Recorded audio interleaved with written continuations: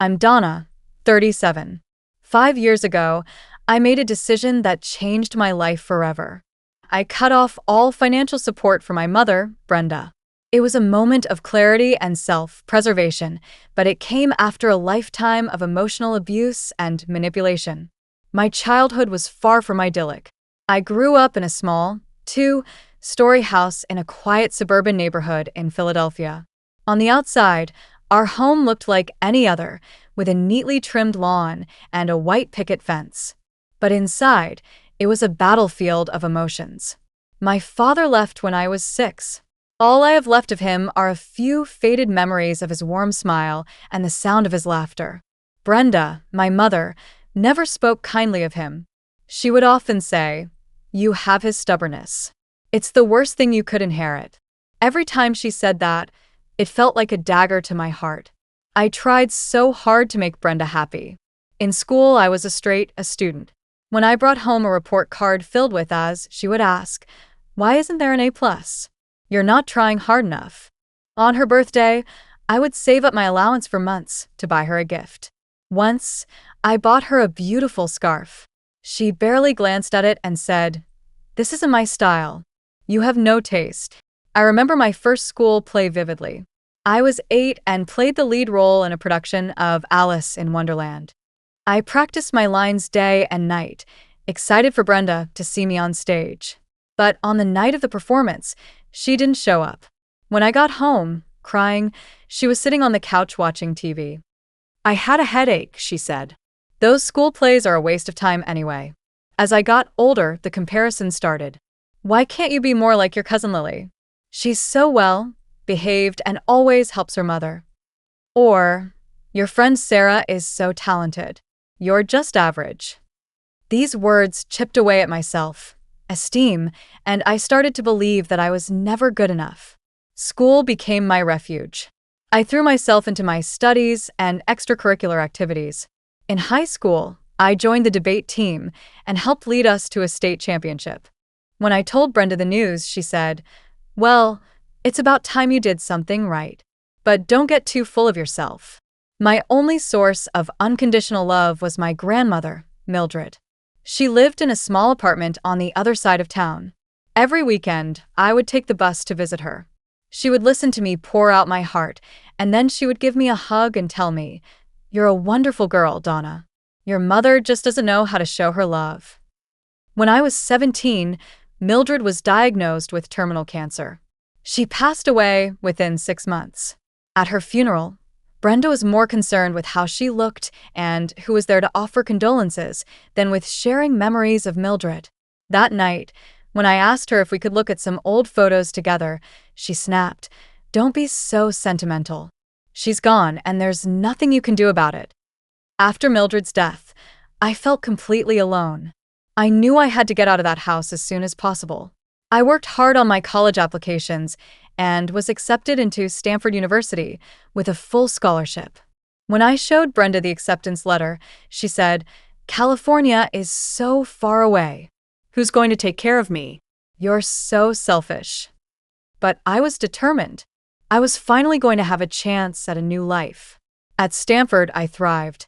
I discovered a passion for software engineering.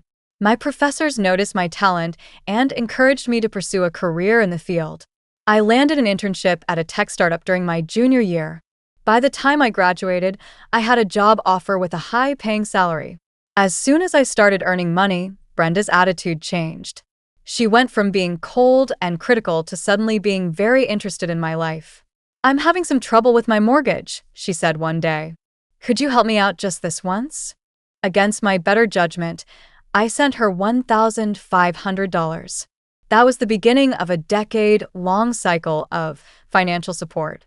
My career took off. I co-founded a successful software company that developed innovative healthcare applications.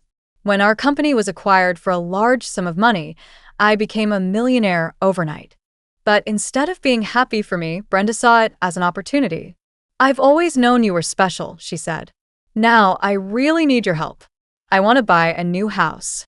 I set up a trust for her, thinking it would be a way to help her without enabling her excessive demands. But she was never satisfied. She would call me constantly, complaining about how the trust wasn't enough, how she needed more money for this or that. On my 32nd birthday, everything came to a head. I was getting ready for a small celebration with my boyfriend, Ethan, when Brenda called. "Happy birthday," she said, but her tone was sarcastic. "I suppose you're too busy with your new life to care about your mother. The best gift you could give me is if you just died. Then I could have all your money without any strings attached." Those words hit me like a ton of bricks. For the first time in my life, I felt a sense of calm. I realized that I had been trying to earn a love that she was never capable of giving. "Goodbye, Mom," I said, and I hung up the phone. Over the next week, I made the decision to terminate the trust and end all financial support. I met with Brenda at a neutral location, a lawyer's office. When I told her my decision, she went through a range of emotions: disbelief, anger, and then guilt, tripping. "After all I've done for you," she said, "you're just like your father, selfish and heartless." But I stood my ground. I knew that this was the only way for me to heal and move forward. In the days that followed, Brenda launched a campaign to try and get me to change my mind. She called me constantly, left angry voicemails, and even reached out to my friends and family to tell them I was a terrible daughter. But I didn't give in. I focused on my own healing. I continued my therapy sessions, reconnected with old friends, and deepened my relationship with Ethan. 6 months later, the storm had passed. Brenda had found a part-time job and seemed to be adjusting to her new financial situation. Today, my life is completely different. Ethan and I got married 2 years ago, and we have a beautiful 1-year-old daughter, Millie, named after my grandmother. Our home is filled with love and laughter. Professionally, I started a nonprofit organization that provides mentorship and scholarships to young women from disadvantaged backgrounds who are interested in tech. It's a way for me to give back and help others break free from toxic family patterns. As for Brenda, we haven't spoken directly in 5 years. Through mutual friends, I've heard that she's doing okay. She's built a new life for herself, and in a strange way, cutting off the financial support may have been the wake-up call she needed. Looking back, I know that setting boundaries was the best thing I could have done for myself. It was a painful process, but it led to a new beginning, a life filled with peace, love, and purpose. If you're going through a similar situation, know that you're not alone. It's never too late to take control of your life and choose yourself.